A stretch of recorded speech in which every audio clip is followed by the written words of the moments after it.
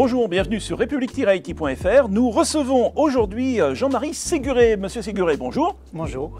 Donc vous êtes le directeur des systèmes d'information et de la transformation numérique de la ville de Lyon. Alors, question traditionnelle, on va commencer d'abord par présenter la ville de Lyon. Alors, pas le tourisme, hein. Juste la communauté urbaine, la ville, comment tout ça fonctionne. Et en plus, vous avez des particularités à Lyon puisque vous avez récupéré des compétences départementales. Alors expliquez-nous, c'est quoi Lyon? Alors Lyon, en effet, c'est à la fois une ville avec ses services de proximité, j'allais dire traditionnels d'une ville.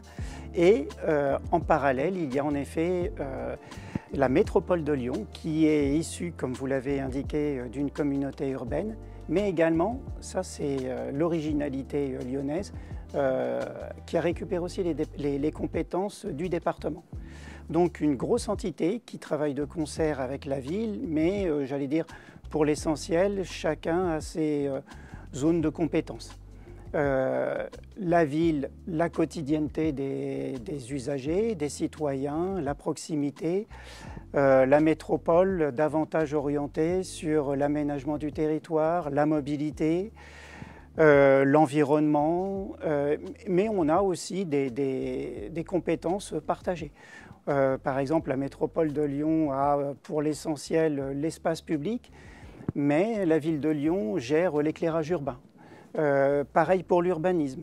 Et du coup, ça se traduit aussi au niveau des systèmes d'information. Alors, c'était la question que j'allais immédiatement vous poser.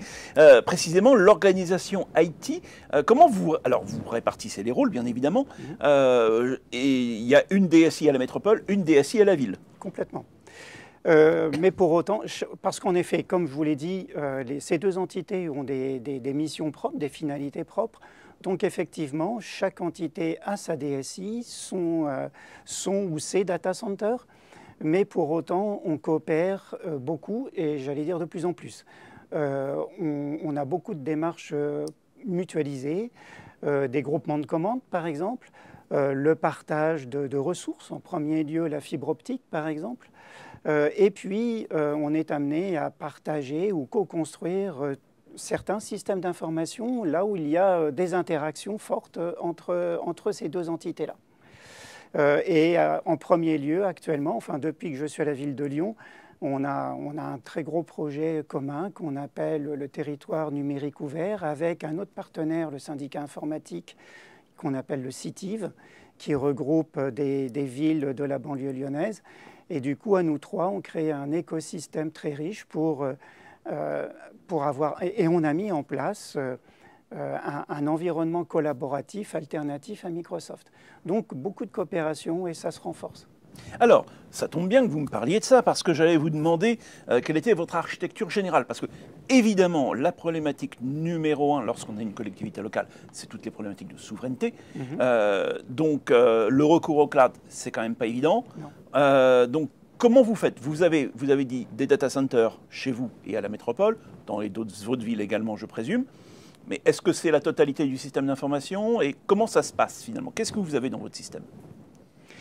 Alors en effet, aujourd'hui, on peut dire que c'est un système réparti sur différentes briques, parce qu'il y a un principe de réalité aussi, comme vous le disiez. Le cloud, le SaaS s'impose. Des fois, on le choisit, parfois, on le subit. C'est-à-dire qu'on le choisit dans certains cas de figure, lorsque on veut offrir un service 24/7, lorsque les conditions de sécurité, de souveraineté, RGPD, enfin, tout l'écosystème qui a vocation à sécuriser la donnée du citoyen est au rendez-vous et qu'on doit assurer un service 24/7. À ce moment-là, en effet, on va sur un mode cloud. Mais vous l'avez compris, pour que toutes ces conditions soient réunies, il n'y a pas beaucoup d'acteurs. On se retrouve souvent sur des solutions un peu, ce que j'appelle les Canada Dry, et au regard de la volonté politique de notre exécutif très, très soucieux de la souveraineté des données, du coup, en effet, on reste à défaut sur un dispositif on-premise interne qui couvre encore aujourd'hui, j'allais dire, l'essentiel de nos systèmes d'information. Et puis, en effet, pour cet espace collaboratif, alternatif, bureautique que l'on offre maintenant à l'ensemble de nos agents, c'est le syndicat informatique, le CITIV, qui héberge pour le compte de la métropole et de la ville, et de ses propres villes que gère le CITIV, qui héberge ce dispositif. Et c'est basé sur quelle architecture? Qu'est-ce que vous avez choisi? Clairement, que des solutions libres. Là, c'est l'ADN véritablement de cette approche. On subit... du Nextcloud, du Collabora? Exactement, du Nextcloud avec de l'OmniOffice, donc pas besoin de Collabora. Du Jitsi pour la visioconférence, du Kanban pour la gestion de projets et de tâches, Watcha qui est peut-être moins connu pour la messagerie instantanée, la gestion des salons. Voilà pour l'essentiel. Et puis, Chamilo pour l'e-learning, formation en ligne que l'on commence juste à mettre en place. Voilà, donc c'est un écosystème. Et puis, j'oubliais, parce que c'est la dernière brique qui vient de se rajouter, maintenant des services portés par l'État tels que ProConnect, Agent Connect, qui viennent s'implanter dans ce dispositif. Donc vous voyez, c'est un écosystème riche, complet, et qui marche bien. Alors, malgré tout, vous avez quand même des logiciels métiers. Les villes, en particulier, sont des clients assez importants pour un éditeur qui a été au cœur de l'actualité récemment, qui est Cyril, donc qui a failli, pour l'instant ce n'est pas le cas, qui a failli se faire racheter par un fonds américain, avec tout ce que cela suppose. Ce genre d'éditeur, aujourd'hui, reste quand même important pour vous. Oui. Et question subsidiaire également, la tendance dans beaucoup de domaines, c'est que les éditeurs imposent le SaaS. Est-ce que c'est aussi vrai pour les collectivités locales? Clairement. C'est une tendance et avec tous les effets que ça induit. Alors il y a des éléments positifs, mais désolé, il y a des principes de réalité. Les impacts budgétaires sont, je vais le dire franchement, quasi incontrôlés. Parce que le mode SaaS induit des disparités tarifaires et surtout des évolutions immaîtrisables. On l'a vu à grande échelle avec Microsoft, mais au sein des collectivités, par exemple, on a un micro-acteur dans une niche bien particulière qui a imposé le mode SaaS à ses clients et qui a multiplié par 6 le coût de maintenance initial associé à ce mode SaaS. À l'inverse, on va en avoir qui vont le proposer à coût constant. Donc là, pour le coup, ça peut être séduisant, mais quid de l'avenir, hein? C'est l'effet bascule. Une fois enclenché, eh bien, on redoute toujours le renouvellement de contrat au plus tard dans les 3-4 ans qui peut être difficile. Voilà, donc sur le plan budgétaire, j'ai envie de dire c'est une catastrophe, clairement, parce qu'on ne maîtrise rien alors qu'on a des impératifs de réduction ou de maintien de notre budget dans le meilleur des cas. Et donc là, honnêtement, c'est difficile à vivre. Vous avez cité Cyril, ce n'est pas le premier acteur majeur dans le domaine des logiciels des collectivités à être sur des fonds de pension américains. Il y en a un autre, Nexpublica, clairement, anciennement Inetum, qui est dans ce mode-là. Donc, les fonds de pension américains, c'est une chose. Après, faut voir... à travers le mode SaaS qu'ils nous proposent ou qu'ils vont nous proposer, est-ce qu'ils restent véritablement souverains? C'est le coup d'après qui nous inquiète. Mais bon, pour l'instant, difficile de s'avancer là-dessus. Alors, la problématique est classique, dans le privé, c'est pareil. Les augmentations de tarifs de Oracle, Microsoft, SAP, etc., elles sont quand même légendaires. Et la réaction, en général, ça va être, par exemple, de faire des groupements d'achat. Donc, ça existe depuis très longtemps dans le secteur public. Bon, il y a l'UGAP, par exemple, mais... est-ce que, par exemple, vous adhérez à l'Adulact? Est-ce que vous adhérez à d'autres groupements comme ça? Oui, tout à fait. Alors, on adhère à l'Adulact pour soutenir le logiciel libre, bien sûr. Et puis, non seulement on adhère, mais on participe activement. On a versé un logiciel majeur en libre il y a 1 an. Ce n'est pas tant le versement, ça n'a rien d'original, mais c'est que ce logiciel libre que l'on avait repris d'une collectivité, on l'a co-construit avec, en l'occurrence, d'autres entités, notamment la ville de Montpellier, de façon à avoir un spectre fonctionnel riche pour être véritablement dans une démarche d'éditeur, de progicialisation, pour garantir sa réutilisation par d'autres. Et ça a bien marché. Donc oui, on a une action concrète, des actions concrètes avec la Dulact. En termes de mutualisation, il y a aussi, vous parliez de centrale d'achat, il y a une nouvelle centrale d'achat, enfin qui a maintenant à peu près 2 ans d'âge, qui s'appelle la Canut, qui est une centrale d'achat portée par, à l'origine, un groupement de DSI de département, qui fait tâche d'huile, qui marche très fort, qui a le mérite d'être souple, réactive. Plus simple que l'UGAP, clairement, et avec un markup, une marge, quoi, concrètement moindre que les centrales d'achat traditionnelles. Et du coup, c'est un acteur pour nous essentiel, et typiquement avec eux, actuellement, on travaille avec un corpus de départements, de DSI de département, à définir un closier commun, unique, pour un acteur essentiel qui nous force un peu la main vers le SaaS, le mode licensing, le mode souscription, pardon. Et du coup, on s'est unis pour obtenir gain de cause et puis avancer de concert avec lui. Et donc, le cas échéant, exiger de rester en mode licence plus maintenance. Je ne sais pas si on y arrivera. Principe de réalité, comme je vous disais, mais le mode SaaS, je comprends que pour un éditeur, il y a des perspectives financières, mais pour nous, il faut offrir des perspectives, il faut apporter de la valeur, clairement. Et du coup, on essaie de faire monter en compétence cet acteur, quand on parle de sécurité, RGPD, accessibilité. C'est aussi un domaine où là, actuellement, on a un phénomène où c'est assez ubuesque que les éditeurs feignent de ne pas connaître cette problématique-là alors qu'elle s'impose aux collectivités.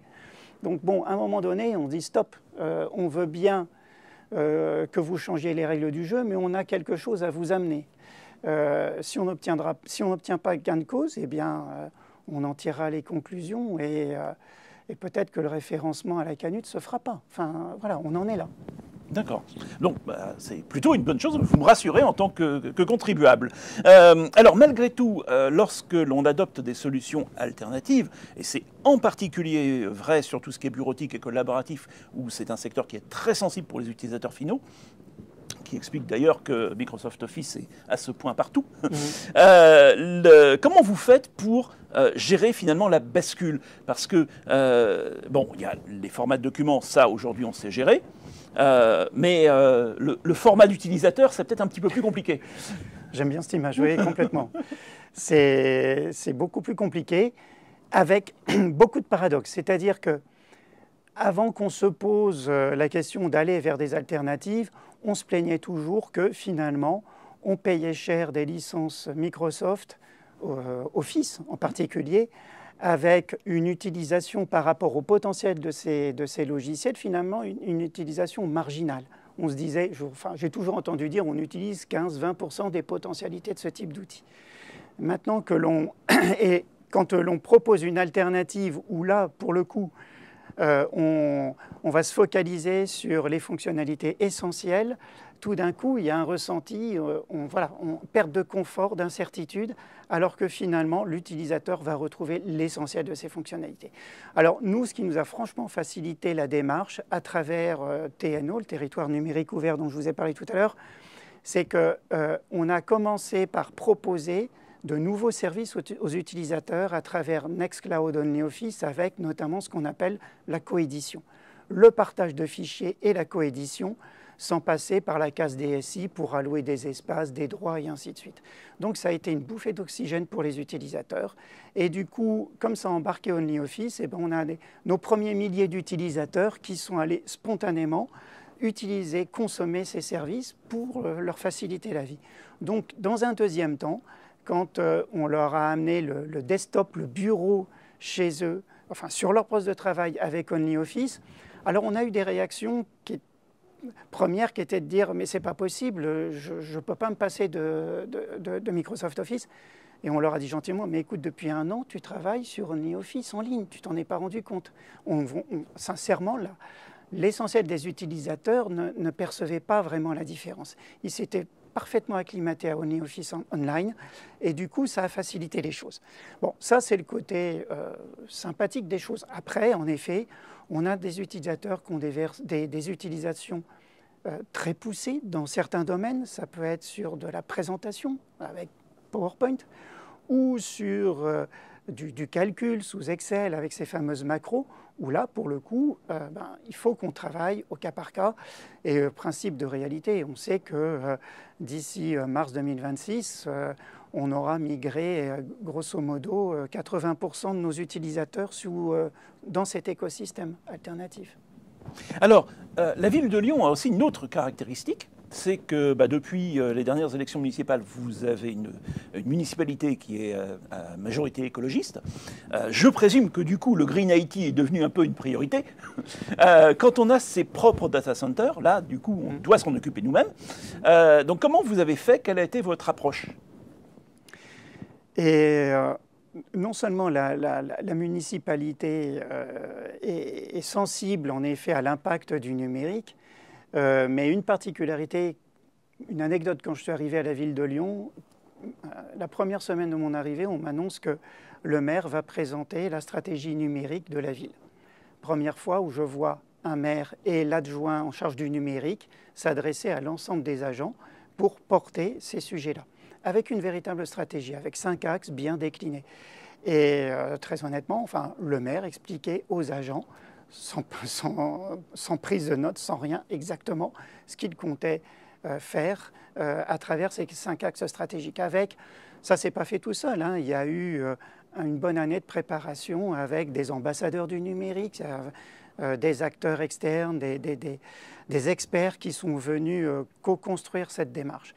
Donc, pour répondre concrètement à votre question, l'exécutif est très attentif en premier lieu à la sobriété, c'est-à-dire l'impact environnemental du numérique. Ça, c'est l'ADN des écologistes, c'est bien naturel. Et du coup, la première action pour nous, ça a été l'impact environnemental.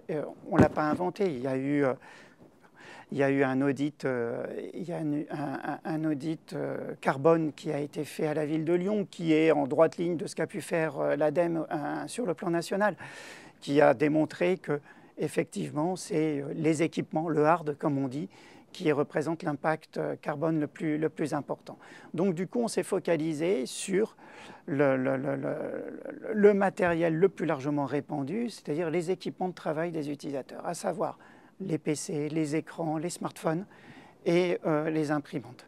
Et du coup, depuis maintenant 2 ans, donc on y est allé progressivement. Il a fallu monter des marchés, convaincre, accompagner tout ça. Mais on atteint maintenant des taux d'équipement reconditionnés qui avoisinent, pour les PC, on est dans les 70-75% d'équipements reconditionnés, 98% pour les smartphones. Je crois dans les 80% au niveau des écrans. Donc vous voyez, c'est quelque chose maintenant qui est bien ancré.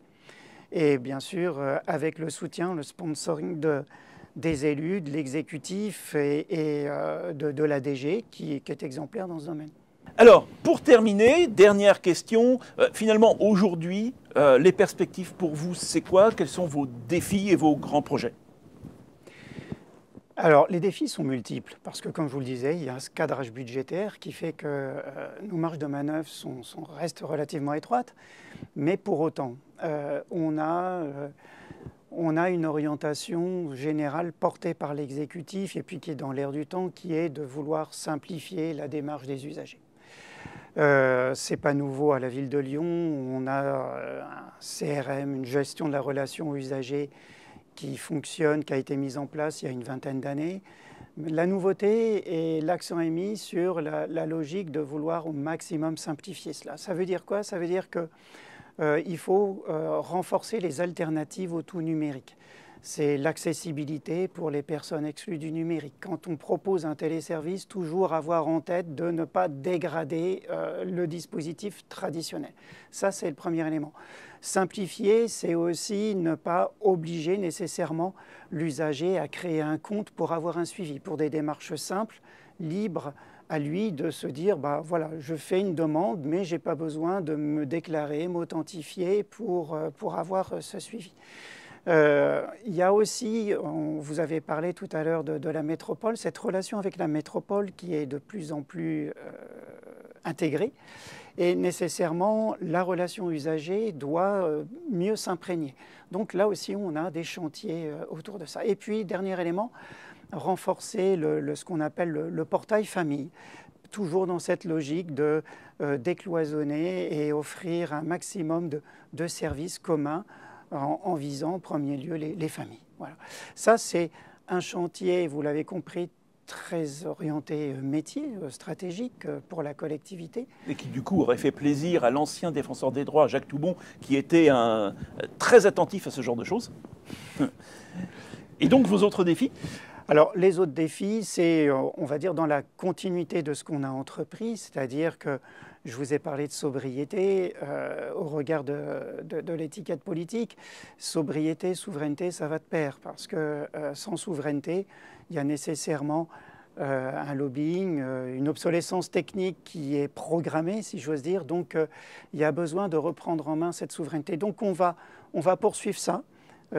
Pour garantir la maîtrise de nos systèmes d'information. Donc ça va s'étendre à... là, on a fait un focus sur les environnements de travail des utilisateurs, mais maintenant on va porter ce sujet sur la data, par exemple, pour renforcer notre souveraineté dans ce domaine, d'autant plus qu'aujourd'hui, et j'ai envie de dire demain, avec l'IA, avec l'intelligence artificielle, il faudra être d'autant plus précautionneux sur la donnée et son usage, la donnée des citoyens bien sûr et des agents, son usage et du coup la composante souveraine devient un élément essentiel. Et puis on arrive en fin de mandat, donc on prépare notre futur schéma directeur des systèmes d'information où on récolte en quelque sorte les besoins des métiers, parce que voilà, on est au service avant tout des métiers à travers eux des usagers. Du coup, on essaie de décloisonner encore, parce que c'est un travail sans fin, de décloisonner, de désiloter nos systèmes d'information et renforcer cette transversalité avec une démarche globale portée par la direction générale qui est de renforcer la culture projet, mais pareil, dans une logique d'agilité, de simplification. Voilà un petit peu nos principaux enjeux. Ah oui, j'en oubliais un, toujours autour de la data, renforcer nos observatoires pour évaluer nos politiques publiques. Voilà à peu près les grands enjeux que je vois. Et puis pour l'anecdote, principe de réalité, en mars 2026, on a une particularité à Lyon, on aura une élection, comme toute la France, mais avec 3 scrutins. Et ça, c'est unique en France, donc mine de rien... Ça s'organise. Ça s'organise. Voilà. 3 scrutins, tout simplement, je précise, comme Paris et Marseille votent dans les arrondissements, votent dans la ville centrale et, originalité à Lyon, un scrutin pour la métropole. D'accord, donc un 3e scrutin. Eh ben, écoutez, bonne chance alors. Et puis, donc, à très bientôt sur republic-it.fr.